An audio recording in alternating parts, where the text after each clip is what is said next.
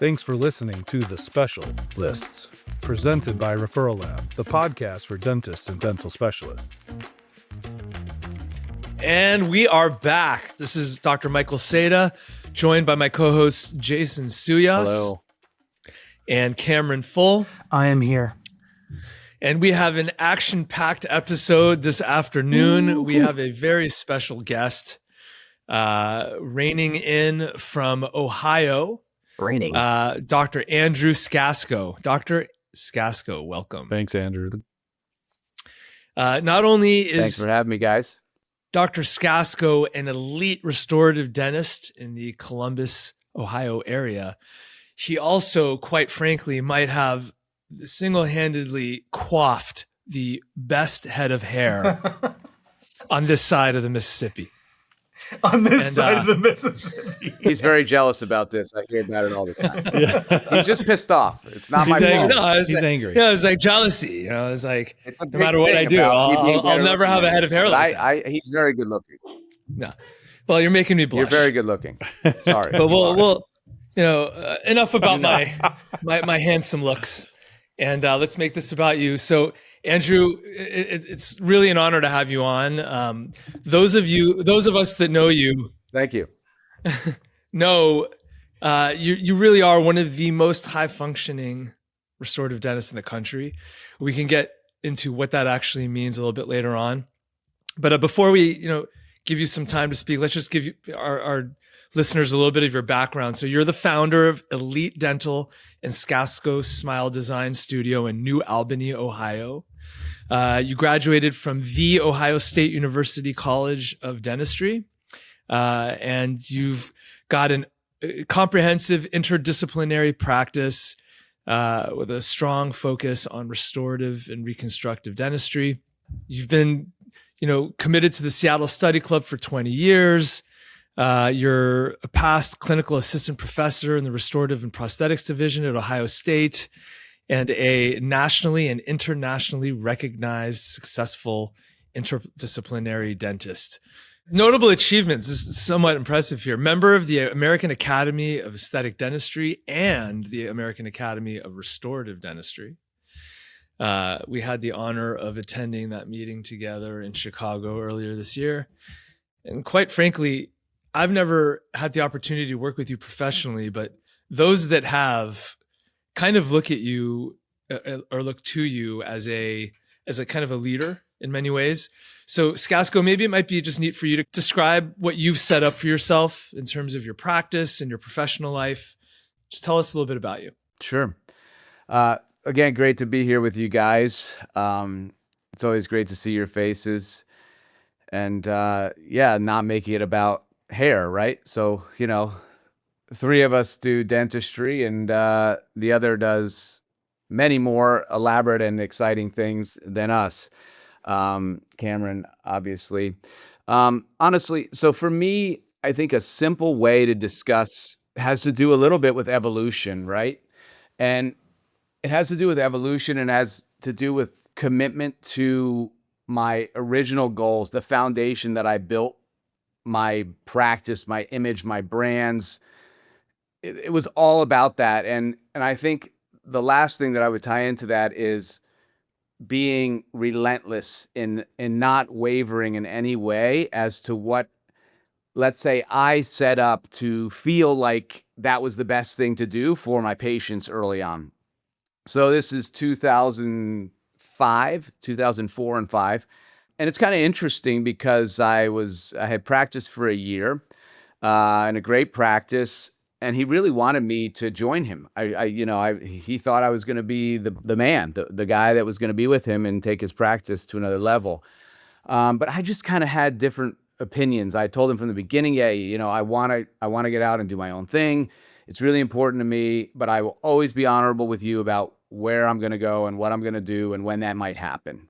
So, fast forward, there were a lot of conflicts that I had to overcome because it was not common for a 28-year-old clinician to go. Now we have even more debt with the students that I work with. And I mean, it's unbelievable what's happening in dentistry. Actually, that's a whole nother discussion for even another time to talk about, what we could be doing in the profession.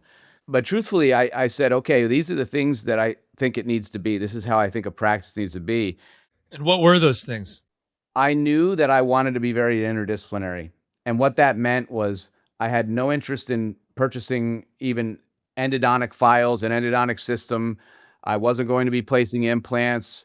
I was going to be a hyper-restorative dentist and really, really advance myself in every way of interdisciplinary dentistry, but focus on the restorative aspect of interdisciplinary dentistry. And what that meant was I needed to know what each of you did. And I needed to know it almost as well as you, but never, and that's not possible with you two, by the way, but let's say I wanted to try to be like you.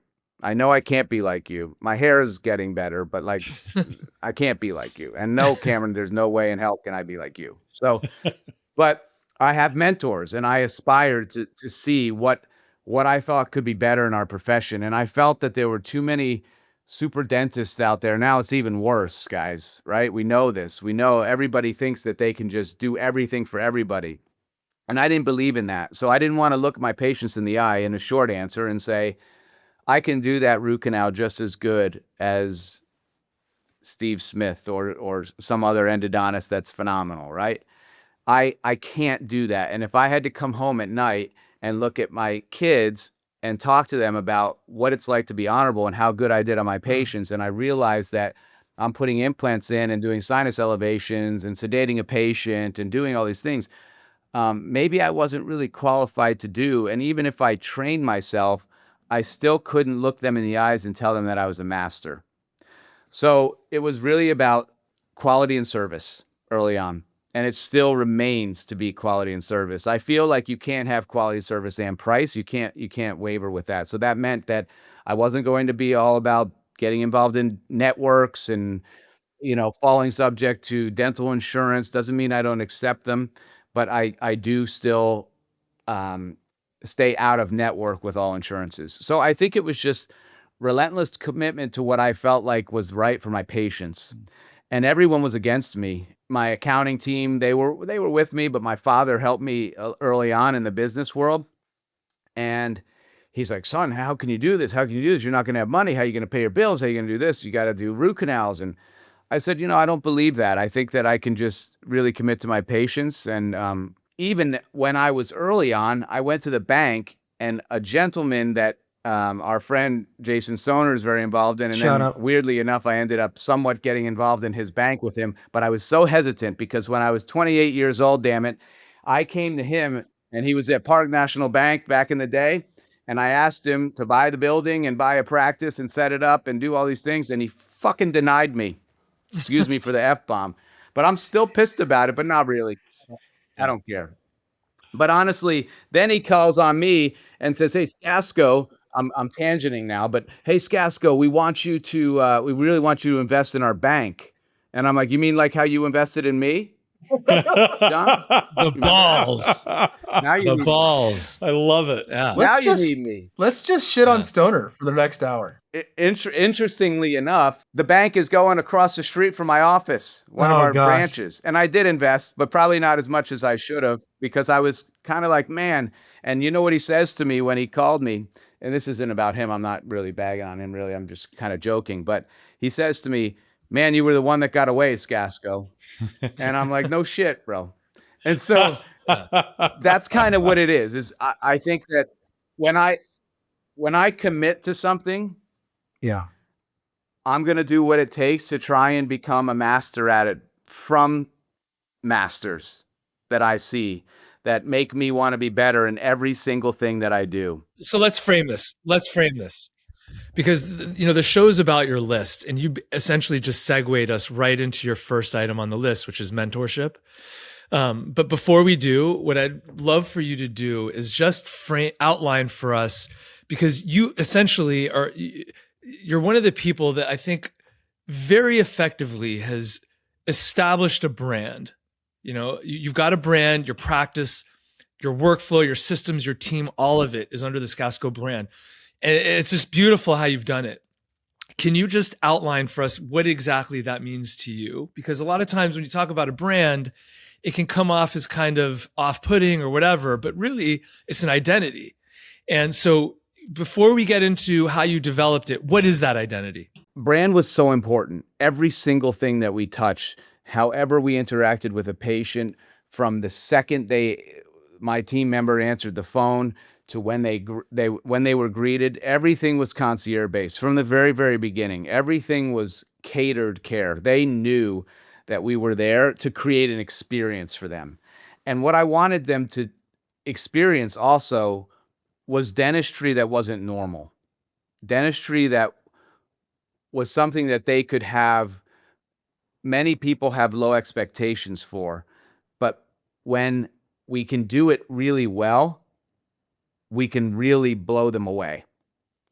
We can surprise them with the gifts that we all might share in the ability to treatment plan number one, right? Because if you can't treatment plan a case, then how are you going to take it from A to Z? And how do you know what specialty team members you need in that case? So I really am a big believer in the restoratives as the restorative docs as the quarterbacks. What's happened really is that too often the specialty colleagues, especially periodontists, no offense to you two, but your training is to mentor or teach up the dentist, right? But that's really not your job. Your job is to support us and help get the patients the most idealized treatment. It's our job to tee you up. It's not your job to treatment plan the entire case. So I was very relentless about that. And working with Jason for 21 years, we've developed that, right? So,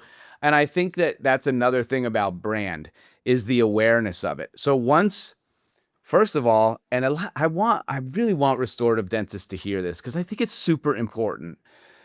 Even when I was teaching at Ohio State, the students, I'm doing an implant residency, or I'm going to go on a weekend and do some implant stuff. And I'm not poo-pooing people doing that. Listen, there are many people that are very capable. My problem is what I'm seeing is that people don't learn how to master the basics, and then they think that they can get involved in advancements in our profession, and that becomes very disruptive. And I'm afraid of disruptive dentistry and disruptive clinicians. And I think that we need to help the younger colleagues not disrupt our profession. And so that's kind of what I'm seeing, where they're not really even mastering simple procedures. And then they want to go and place implants and do all these advanced surgical procedures, and it's all sexy. But is it really? Is it really sexy when you have to redo it, or you have to end up getting in over your head and you're so stressed and you're sweating and you're just practicing so uncomfortably, right? So that's kind of a big thing. I think creating a team early on was a part of my brand. So though they were subsets of my brand, like Jason Stone or my orthodontic colleagues, once they start seeing your commitment, and oh, by the way, seeing that I'm not trying to take from them. So I'm a big believer in give and take relationships, right? I'm a big giver. And so I really care about that. But then once they saw, number one, what I was capable of, my ability to treatment plan and tee these cases up and set them up for success, how enrolled the patients were, some of which with Dr. Stoner and I, he has never even met the patient and they're already paying me for his treatment. That's more advanced, and that's a future discussion if you guys want to talk about that sometime. But just it's something to highlight though, like that is kind of next level, right? Removing barriers to path of treatment for patients for them to get the care that they need. And when you hear Andrew talk like that, I mean, it's something I'd love to come back to. Keep going. And one thing I want to underline, you're in your flow. I don't want to disrupt it, but I thought you just I've had the privilege of being next to you during lectures in high level interdisciplinary courses. And it's amazing to me. Andrew knows the surgical stuff as well as the specialists in the room, right? But what he's telling us is he's taken the time to learn it, but he's spent most of his time also trying to just get better at the restorative dentistry. You can choose what you're going to invest your time in, and then you focus and allocate your time and resources accordingly. Keep going, but I've seen it firsthand. Thanks. Yeah, and but what it ended up becoming was other people helped me build the brand because they believed in what I was doing. So we think that we have to be in our own little shell and all of a sudden everybody should want to send to us because we're good. Most patients don't know whether you're good or not until they see the results, until they see what you're actually doing. But if you're with a phenomenal technician, right? I mean, I work with Pinkas Adar. He's a very talented master ceramist. Many people know him, very famous guy. I'm gifted to work with him.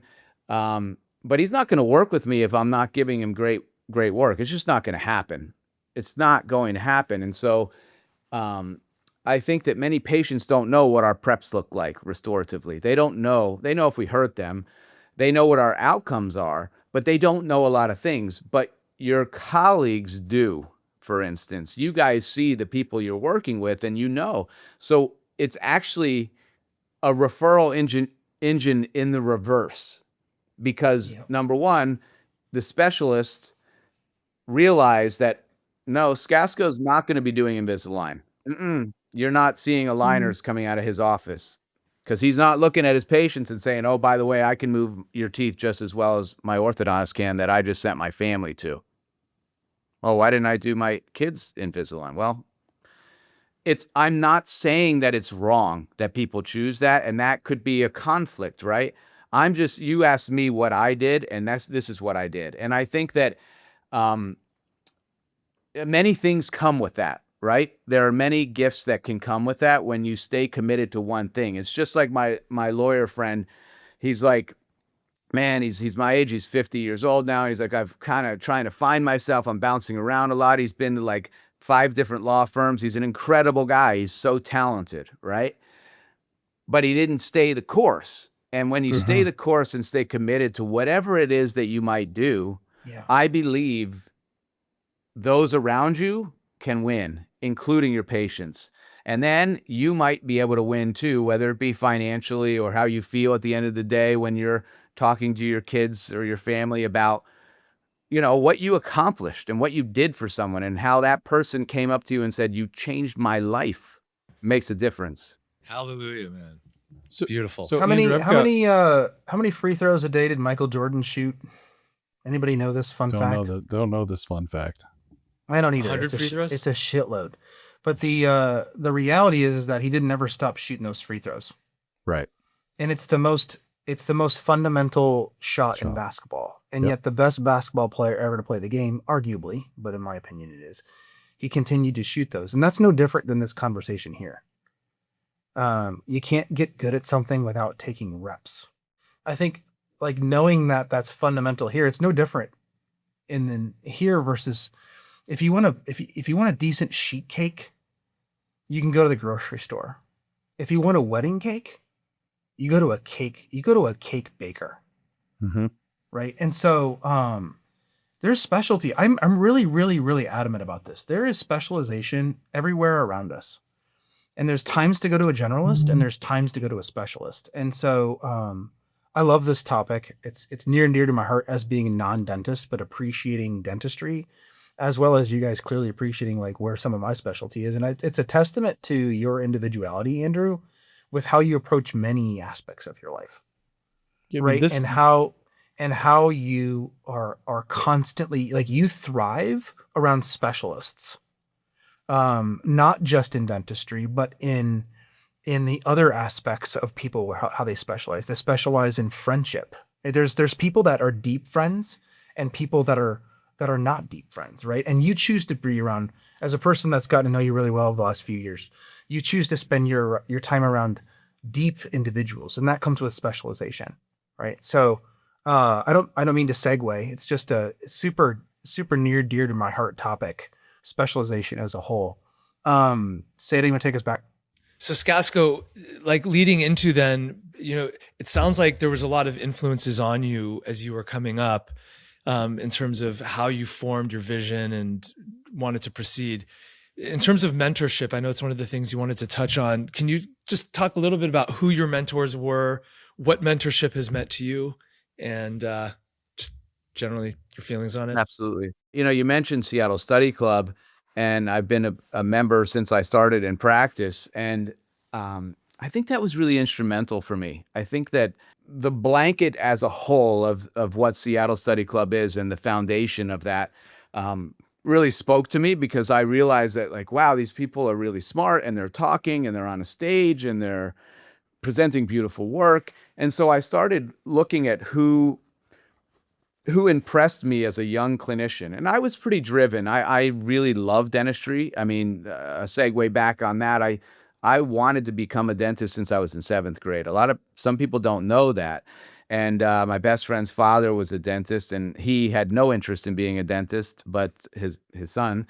But he's like, hey, my dad's right across the street. Let's go hang out there. And I'm like, oh, shit, I like this. I want to do this. So I just continued there. So I'd say Craig Wright kind of initiated kind of that love for dentistry for me. And I did a sterilization, then I became an assistant there, and just kind of took on different roles within the practice. But I think then Seattle Study Club was a big part of that. And then the people that I met there, so Michael Cohen being one of them, I think Michael and we just kind of hit it off from the very beginning. I was going through something interesting in my life, which happens, right? And he called me on it, and he just knew it. He just knew that there was something there. And he says, Andrew, you have a lot.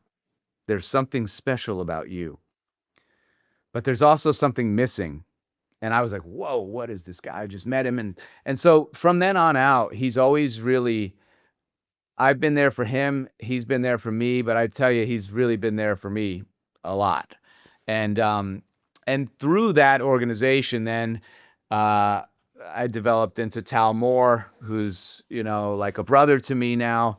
Greg Kinzer, also like a brother to me. And I just these guys were senior to me, and I loved what they were doing. I loved their perspectives on things. They challenged me, and it was kind of funny. I mean, Greg's a great guy, and Tal too, and we're all kind of argumentative in a fun way. And I think that they, I would go sit with Ward Smalley. I would go sit with someone here, and I would just listen, and then start talking a little bit. And then they realize, wow, this guy kind of knows what he's talking about, I think, and wow, he might be. Wow. And so I think I became friends with a lot of people just because I was myself and I cared about our profession. And I mean, I could go on and on. Pat Allen then has further deepened a role in my world as a mentor. And interestingly, 2 of them are periodontists, 2 of them are prosthodontists. So, I mean, Jason is definitely a mentor to me in different ways as well. He was a little bit senior to me in dental school, and we just kind of connected early on and developed a really, really strong working relationship and friendship. I honestly think that they saw my love for dentistry, but they also saw my heart. And a lot of these men and women really touched me in different ways in terms of their passion for our profession. And also, they allowed me to be me. And once they realized maybe who I was, I think friendships kind of bloomed from there. And that's kind of how it went. And so, to me, I don't feel like our profession can exist without strong mentorship roles and strong mentors. That's incredible. I mean, what an awesome story. I mean, like, to say, like, I started my career in the Seattle Study Club, and then now you're one of the speakers on the stage. What do you tell the young kid in the audience today who's like, man, like, how do I get there one day? What I would tell those individuals is what I've really been like honing in on the whole time is, if you have a commitment, if you have a desire, if you feel like you know what it is that you want to do for your profession and your patients, do not waver on it. Don't waver because some person tells you should do ortho when you're not the best person at the ortho. Don't waver. And when you want to meet people, go meet them. Show them who you are. Don't feel like you can't. There are some people in our profession that are not going to give you the time of day to meet with them. But you know what? Those people aren't worth it then. They're not going to mentor you, and you don't need them. So get around people, because I can tell you there's a hell of a lot more that will give to you. I think what it is though, is they see people up on the stage and they think that that's so unattainable, or they might see the dentistry that's done, or the ceramics, or the preps that we're able to do, and think I can never do that.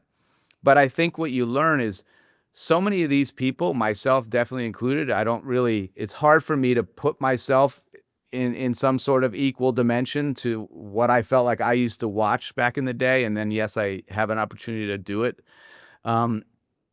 But everyone's so approachable, and I find that, this is kind of an aside here, but in high school, I sat in behind a lady, and her name's Amanda. I bring her up because after like a couple weeks in math class, she leans back to me and she says, "You're so nice." And I said, "Well, what do you mean?" She goes, "I just looked at you and I thought you were a jerk." And I'm like, "Is it because of the Redkin? What is it?" I didn't know. Did you have that hair then? It really took me away, because it made me realize that people might have a filter for me, or you, or you, or you, right? And Yeah. And sometimes we kind of have a responsibility to not let that filter be true if it's not. There are a lot of us out there that maybe are assholes, and that's the truth for them. It wasn't me, and it still isn't me. And so Love that. I find that people have to take a risk. And just because you look at someone that's up on a stage and dressed well and might have decent hair for the day, and one of my big parts of the lecture was to kind of bring in the fact that we all struggle. We all have things. And I get up there, and just because I'm the one talking doesn't mean I have shit going on. I do have shit going on, and we need to all be able to be vulnerable with what's happening. And that does not, now you guys know my commitment in this world, a lot of you. So, but it doesn't happen in our profession. And so I think more often with these academies, and especially as I help to get involved in some of them a little more, like the AAED, AARD, I was really impressed with the Restorative Academy this year, being able to be on some committees there. And I really got to see some of the beautiful underworkings of that academy, and how caring the membership is. It's very hard to become a member, but once you are and you learn, you understand. And so I became very passionate about that. And Aesthetic Academy, the same way. They want to get to know the members that come, the guests, and they want everyone to feel welcome. And it's a very intimidating group, but it doesn't have to be. I just want to transition, because you're leading yourself right into the next point that you had on your list, which is academy membership, right? So you're going from talking about mentorship and its value and how it's underrepresented in our profession. Man, phenomenally said. And now you're kind of segueing into how it's led to academy membership and what that means to you. So keep going. Item number 2, academy membership. I think that these academies and Seattle Study Club and Pat's IIDC, I mean, they've made me better at every step of the way. So I think that I'm a driven guy, and I really want to be involved in the academies that are shaping the future of our profession. And I would say AAED, AARD, and obviously IIDC those are the 3 premier, in my opinion.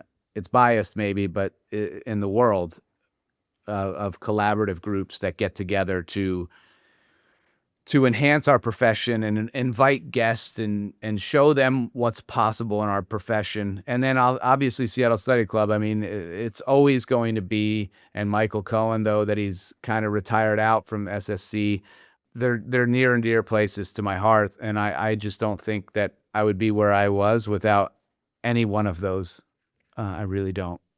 Going to the next point on your list, I mean, just to see if we can kind of tie it together, practice development. I feel like you've touched on that to some degree. What did you mean by that in terms of the next bullet point? So every step of the way, and even every day in a morning huddle, I'm always looking at the great things that we do and how can we enhance even the littlest thing. And so throughout the time, I started looking at things that didn't make a lot of sense to me. So for instance, if I have a treatment plan and a patient sitting in front of me I do consults on Wednesdays, and you put together this treatment plan, and then you give this to your treatment coordinator. They go put it into your software. And I know Cameron, you guys are all really involved in everything that you're doing with respect to how you guys are helping others track their referral productivity with referral lab and everything. And I think that when I see things that don't make sense, like why is someone asking me, I'm putting together a treatment plan for them, and then we have to wait 10 minutes to input something into a software and then come back and spit it out to them. So I just do simple things like when I see I'm all about, I have this word fluidity all throughout my office, literally written. And I want people to walk through my process in a very fluid way. Like you said, I don't want roadblocks. I don't want a referral to a specialist being a roadblock to treatment for me. I don't want it to take tons of time because I have to have them see Dr. Seda and he's booked out 6 months. It's not going to work. We got to figure out a way to flow because patients are enrolled at the time. We want to help them. So I developed like menus in my office where if someone comes in and we're going through a veneer plan or a reconstructing plan, I have different menus. I have an on X menu. Why are we going to waste time? It has my surgical fees for Dr. Stoner on it. So when I'm getting in and talking about treatment and they're enrolled, I'm not wasting time having someone put things into a software. So that's it on a very snippet level. But then all the different processes that we've then developed come into play like that, like the menu or how we're doing things. And so trying to make processes easier, and I'm really big on that. And so where I took mentorship into practice development, which is what I mentioned there, is once these individuals, so for instance, with Nick Molnar, he worked with me for a year, literally, and he happened to be left-handed, which was a golden opportunity because I'm a lefty as well. So I would literally pop up out of the chair, he would jump in, I would go check some hygiene, I would come back, he didn't do anything, I would always instruct on where he was or what he had to do. As I saw him advancing each step of the way, he did more, he did more, he did more. Now he's doing reconstructions and doing beautifully. He knows the fundamentals, and he also knows that he's always got me looking at things and checking with him and working with him to help develop him. He works with me on Fridays only now because he's in our other practice Monday through Thursday. So what happened was we built him up and gave him some abilities to understand interdisciplinary dentistry. And so he was kind of like in this like SSC residency in a way in my practice, right? It was a really great thing, but it was a lot for me to give up because I'm paying him for this, by the way. And I'm teaching the whole time I'm doing procedures. So, and the procedures I do are pretty intense. I'll prep 28 teeth at a time and buildups and this and that and lots of stuff going on at one time. So basically then what we did is then he and I developed a practice together. And my name's on it, but so is his. And it's Molnar Skasko. So we developed that. And now we've then taken that and we branched off and bought his father out, who was an oral surgeon, and bought his practice. And Dr. Lee, who's an oral surgeon, who used to be my assistant and a patient of mine for 20 years. He worked as an assistant with me before he went to dental school. He wanted to do restorative, and he said, I suck at restorative when he got there, but I'm a really good surgeon. He became an oral surgeon. We partnered in another deal. And now we're going to keep doing that now we're looking at 3 to 4 other options here in the future that we're going to kind of replicate that model. And so it's giving people opportunities. They have to work for it. Like I told Dr. Molnar, listen, like I didn't come up the easy way. I didn't have this like this. I wasn't in Tal Moore's office working with him the whole time, right? I didn't get that gift, but I am going to give it to you. And not like I'm the greatest, but I'll help give you tools on the things that I don't know too, and people to meet with or how to get through to them. but it will not be easy. I believe we can make it worth it, and we have. I'm super proud of him now. He's doing really well, and not just from a financial perspective. He's really become a different human. I can't take all the credit for that, but I will say, like, part of the role to practice development was personal development, right? We can't develop as clinicians unless we work on ourselves personally. And I know you three know that probably better than many. So that's a big part of mentorship to me. You have to work on who you are personally. And I think your team needs to see it. I think your patients need to know it. They need to know they can trust you when you look them in the eye, when they look you in the eye and you're giving them a treatment plan. They know you're not trying to sell to them. I've never tried to sell to my patients. I don't.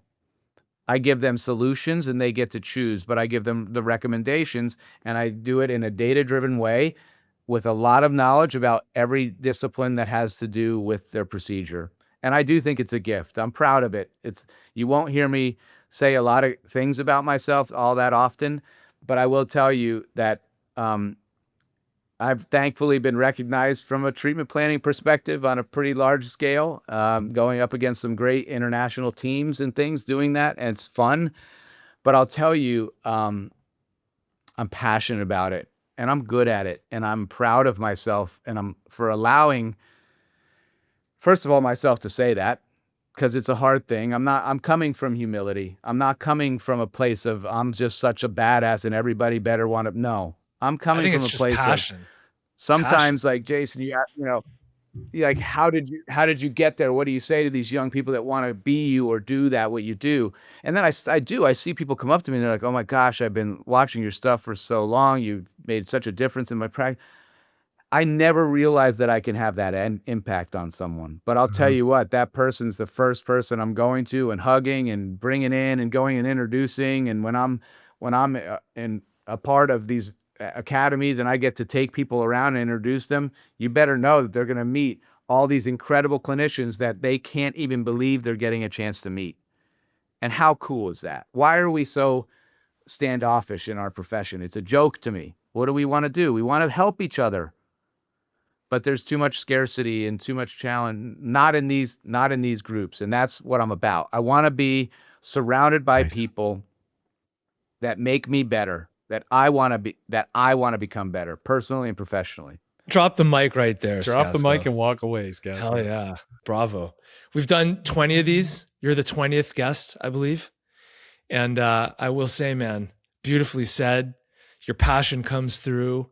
All the messages that you've put out there today resonate with me, and I think are very important for not just young practitioners to hear, but all people, you know, those of us that are getting to the point where mentorship is not something that we're on the younger end of, but perhaps on the other side of, to start thinking about how we give back and move our industry forward.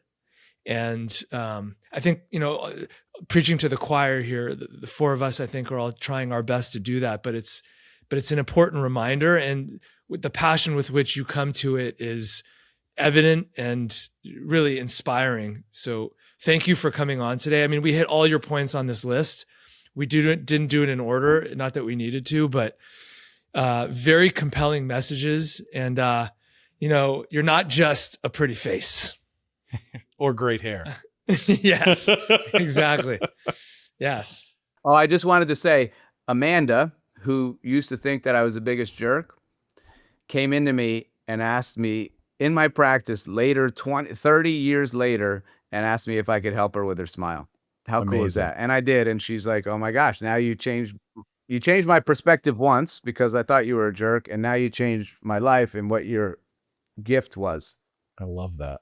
Love that. Wow. You're all about, you know, all right, gifting Ken. the world with your talents. I think, though, that I really like the points on personal and professional development. As we're on this journey towards being the best versions of ourselves we can be, I only want to associate with people that are on that same journey. And I think that, like, as we decide who we spend our time with, right? I think that employees, I think that vendors, I think that patients, I think that clients, I think that it's magnetic.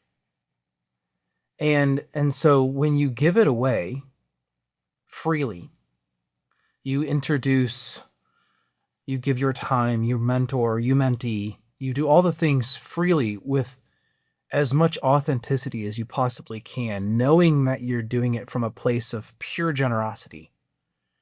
I think that it's magnetic. Better patients come because patients also want to be associated with that level of human.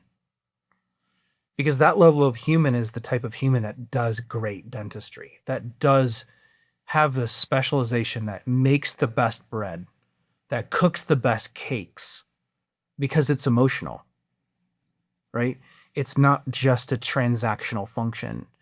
And so when people are talking about like getting better patients or getting better team or getting better anything, you have to develop that magnetism. And that magnetism comes with self-care and shooting 100 to 200 free throws a day. And the reps, right? I did the search when Skasko was talking, and Jordan would shoot 500 to 1,000 shots a day, and 100 to 200 of those were free throws. And so, like, you can't be the best without practice, but you also can't be the best without care. And I love this talk today. I just let him go. And we just let him go. And oftentimes we're like, well, let's curve it. Let's take it back. And Skasko wound it all back together on his own. And that's because he's an individual. I think that as a dear friend of yours, has the level of care that I wish I was emotive as you were, man.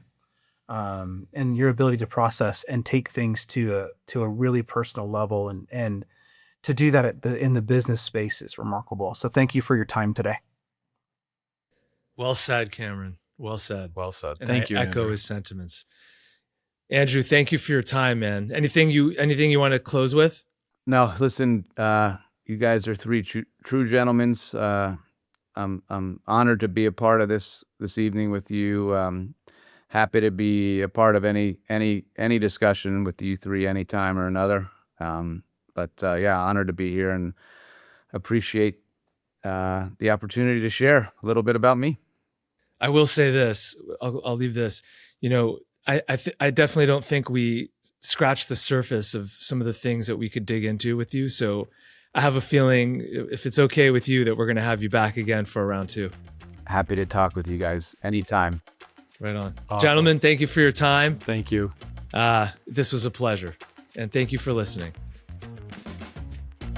Thanks for listening to The Special Lists, presented by Referral Lab, the podcast for dentists and dental specialists, featuring a special list from a specialist. Got a question for us? Send us a message at speciallists.com with 2 L's. Transform your referral workflow with Referral Lab, a purpose-built platform for dental specialists to track, manage, and convert every referral. Request a demo at referrallab.io.